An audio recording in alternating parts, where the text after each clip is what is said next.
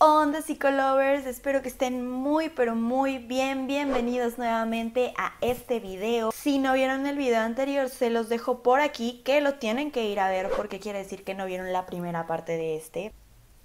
Ya te caché, pero a ver. Sigo muy feliz porque para todas las personas que todavía no estén suscritas a este canal y a las que ya se suscribieron y no se dieron cuenta, les dejo un regalo que únicamente lo único que les pido es que se suscriban a este canal y le den clic en la campanita de notificaciones si no te has suscrito a este canal y si tampoco has visto ninguno de los videos, que es muy probable que no porque todavía somos unos fetos en el mundo de YouTube. Mi nombre es Carla Villarreal y esto es Déjame Contarte.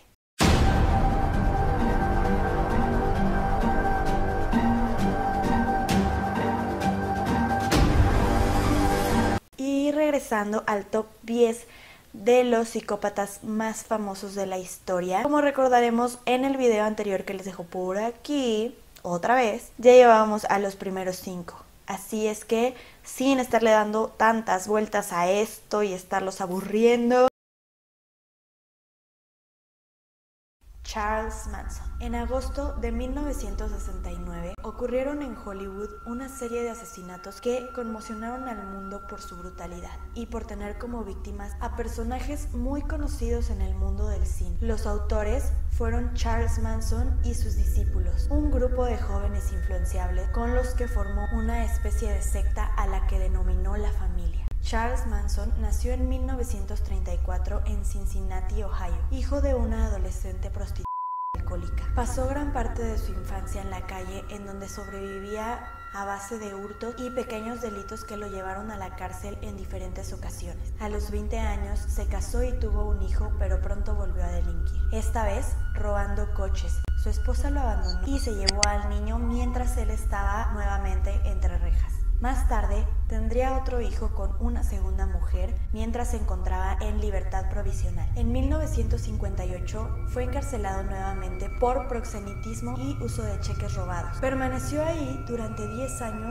y fue acusado de violar a uno de sus compañeros amenazándolo con una cuchilla. Fue también durante esa estancia en donde aprendió a leer música y tocar la guitarra. En 1968 salió en libertad y fundó La Familia, un grupo de jóvenes discípulos que consumían LSD, amaban el arte de los 60 y llevaban un estilo de vida poco convencional.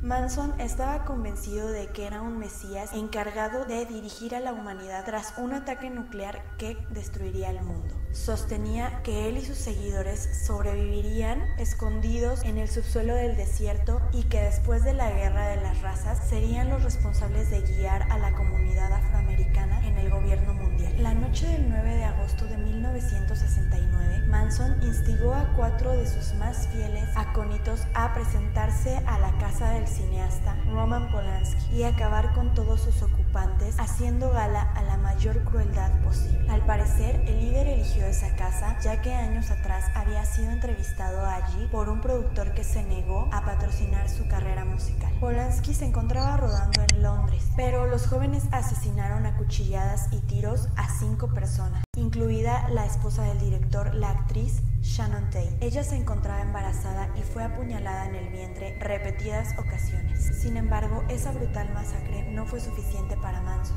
Al día siguiente fue a la mansión de un matrimonio acaudalado, Leno y Rosemary LaBianca. Ató a la pareja y dio instrucciones a sus seguidores de matarlos a cuchilladas. Curiosamente, los miembros de la familia no fueron arrestados por sospechas de asesinato, sino acusados por haber destrozado una zona del Parque del Valle de la Muerte mientras se escondían en el desierto de Mojave. Fue la confesión de una de sus seguidoras la que relacionó a Manson en el caso Tate LaBianca. El juicio por estos asesinatos comenzó el 18 de noviembre de 1969. Manson se deleitaba por la atención mediática despertada por el acontecimiento y llegó a componer un álbum para recaudar dinero para su defensa. Haciendo gala a su egolatría, se presentó durante el proceso con una X grabada en la frente, mismo símbolo que adoptaron sus seguidores, quienes se encontraban en las puertas de los tribunales mientras juzgaban a Manson. Como motivaciones a los crímenes se apuntaron su ego patológico, su enajenación mental y su firme creencia en el fin del mundo. Los informes de los psicólogos lo definían como una persona inestable con un trauma psicológico muy marcado, que se esforzaba constantemente por conseguir una posición social y recibir atención para contrarrestar el rechazo que sentía. El 25 de enero de 1971, Manson fue declarado culpable de homicidio del caso Tate LaBianca. Se le condenó a la pena capital, pero le fue conmutada por cadena perpetua cuando el Tribunal Supremo de California anuló las penas de muerte anteriores a 1972. El 19 de noviembre del 2017, a la edad de 83 años, Charles Manson murió en un hospital de Bakersfield. Número 7. John Wayne Gacy. El 22 de diciembre de 1978, la policía de Des Plaines comenzó a desenterrar restos humanos ocultos bajo el suelo de una casa en el número 8213 de West Somerdale Avenue, en Norwood Park, Chicago, Illinois. En pocos días llegaron a aparecer 29 cadáveres. El propietario de la vivienda era John Wayne Gacy, un hombre corpulento de apariencia simpática y un asesino en serie. La noticia fue recibida con incredulidad, pues Gacy era un ciudadano ejemplar, un pilar en la comunidad y un exitoso hombre de negocios. Muy pronto descubrirían que estaban equivocados. Aún hoy sigue sin conocerse el número exacto de las personas que murieron en sus manos. Gacy viajaba mucho por motivos de trabajo y es posible que en alguno de sus viajes cometiera más asesinatos. De hecho, cuando se le pidió que diera el número exacto de sus víctimas, sus palabras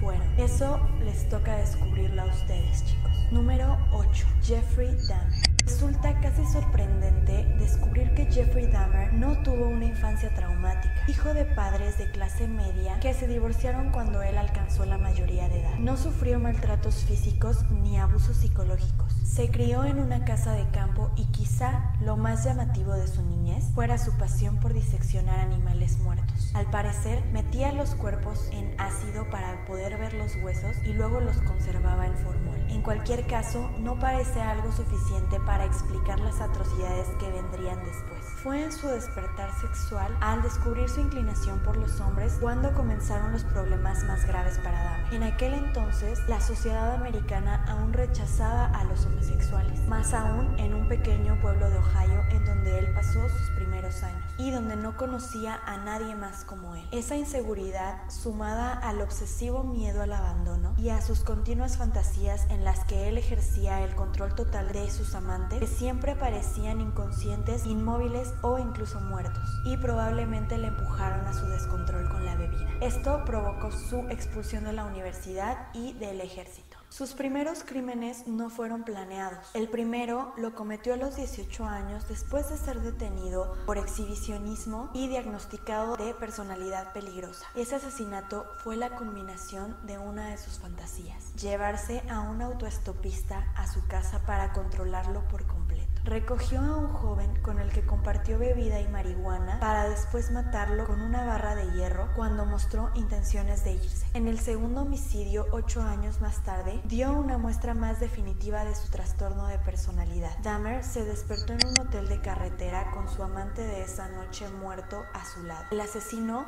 declaró no acordarse de nada, probablemente porque cayó en un estado disociativo. En adelante, cada vez se dio con más frecuencia a sus impulsos. Cometió otros 2 crímenes en 1988, otro en 1989, 4 en 1990 y 8 en 1991, hasta que fue detenido en julio. El ya carnicero de Milwaukee utilizaba siempre el mismo método. Invitaba a hombres a ver pornografía a su casa para, una vez estando allí, drogarlos y estrangularlos. Posteriormente practicaba sexo con sus cuerpos y los desmembraba, fotografiando cada etapa del proceso. Por último, deshacía los cuerpos con ácido, a excepción de la cabeza y los genitales. Estos los conservaba como trofeo. En su confesión reconoció haberse masturbado con restos humanos y llegó a comentar las diferentes texturas de las partes de sus víctimas que se había comido. Pero lejos de conformarse de deshacer los cuerpos de sus víctimas en ácido a posteriori, su patológica obsesión por tener el control lo llevó a intentar fabricar zombies con sus amantes. Su idea era conseguir una pareja dócil que pudiera conservar para siempre. Para conseguirlo, les abría el cráneo aún estando drogados y les vertía ácido o agua hirviendo en el cerebro. La distancia con sus actos Giles era tal que llegaba hasta hacerse selfies con sus víctimas en el proceso. En uno de esos experimentos, la víctima despertó y trató de escapar mientras Dahmer tomaba una cerveza en el bar que estaba al lado. Cuando llegó al apartamento, el asesino se encontró a su amante aturdido, tirado en la acera y rodeado de policías. Haciendo gala de su frialdad y aprovechando que la víctima no hablaba inglés, Dahmer se las arregló para hacerles creer a los agentes que solamente se trataba de su amante que estaba borracho y que él mismo le ayudaría a entrar a la casa. Con varios errores del mismo calibre por parte de la policía, se entiende que atraparlo no fuera una tarea fácil. La policía tardó mucho tiempo en encontrar relación entre los diferentes asesinatos. Finalmente, el 22 de julio de 1991, Tracy Edwards, quien habría sido su última víctima, consiguió escapar esposado y detener una patrulla que se encontraba en las inmediaciones. Dahmer trató de huir, pero fue detenido en su carrera. El juicio, envuelto en una gran emoción social, comenzó en enero de 1992 y para que resultara condenado fue determinante su propia confesión de los crímenes, la cual ocupó 159 páginas, y el hecho de que Dahmer nunca hizo nada por tratar de ocultar las evidencias. Fue condenado a 936 años de prisión, o lo que es lo mismo, 15 cadenas perpetuas consecutivas. Sin embargo, murió asesinado a golpes por otro recluso el 28 de noviembre de 1994 a los 34 años. Número 9. Giles de Rhys. Giles empezaba a pintar su nombre en el libro de la historia cuando, después de haber ganado la batalla contra Orleans, condujo al rey Carlos VII hasta Reims para su coronación, y el noble le daría el título de mariscal de Francia. Él se enamoró de Juana de Arco,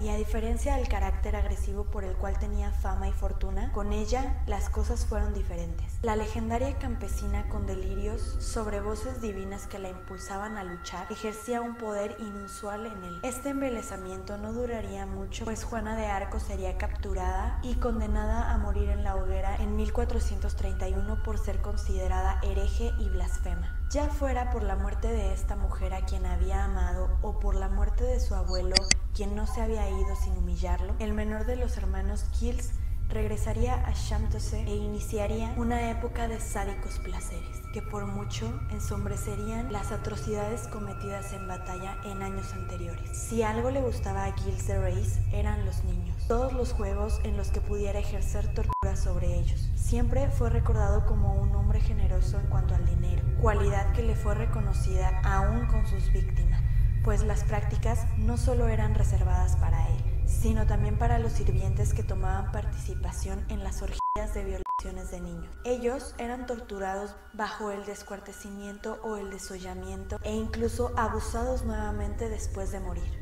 ¿Y de dónde sacaba tantos niños? En un inicio, los niños eran hijos de familia a quienes se les prometía un mejor futuro para los pequeños, o incluso mendigos. Sin embargo, la desaparición de niños no pasaría desapercibida, pues se estima que entre 1431 y 1440 desaparecieron alrededor de 1000 niñas y niños. Así es, niñas también, aunque se dice que la predilección era hacia el género masculino. En 1435, para Giles, los gastos ya no eran tan fáciles de sustentar, y al parecer, la cordura tampoco. Fue en esta etapa cuando comenzó a recurrir al satanismo y a la alquimia, con el propósito de mejorar su situación económica. Después de múltiples intentos fallidos y contactos con charlatanes, a Giles le llegaría la hora. A raíz de una humillación en la ventana de uno de sus castillos, Giles secuestró a uno de los padres, hermano de Juan V, Geoffroy de Farron, tesorero del duque de Bretaña, quien había puesto al frente al religioso de la propiedad implicada. A Giles le había sido ofrecido una suma mayor por el castillo, y al recibir una negativa en el intento por recuperar la propiedad, emprendió un crimen que lo llevaría a la ruina. Mientras el sacerdote oficiaba su misa, Giles lo secuestró y lo llevó al castillo de Typhus. Farron se empeñó en el rescate, y no solo eso, era el momento perfecto para sacar a la luz todos los actos atroces cometidos por Giles, no sin la ayuda de algunos nobles ya empeñados en que Giles fuera descubierto. En octubre de 1440, Giles de Reyes fue declarado culpable de asesinato,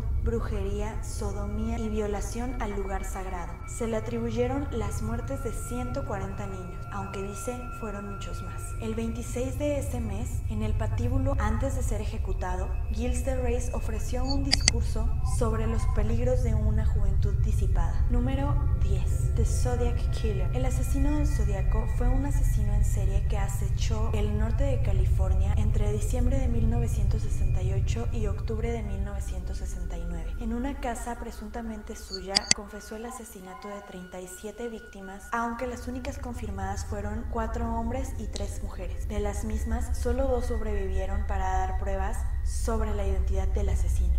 Se estimó que el asesino tendría entre 20 y 30 años al momento de sus crímenes. Este asesino nunca fue capturado. Bueno amigos, esto fue todo por el día de hoy. Espero que el contenido les haya gustado. Si fue así, ya saben, por favor dejen su like y también suscríbanse, denle click a la campanita de notificaciones y vayan al primer comentario. Me dio mucho gusto poder estar aquí con ustedes nuevamente. Nos vemos hasta el próximo video.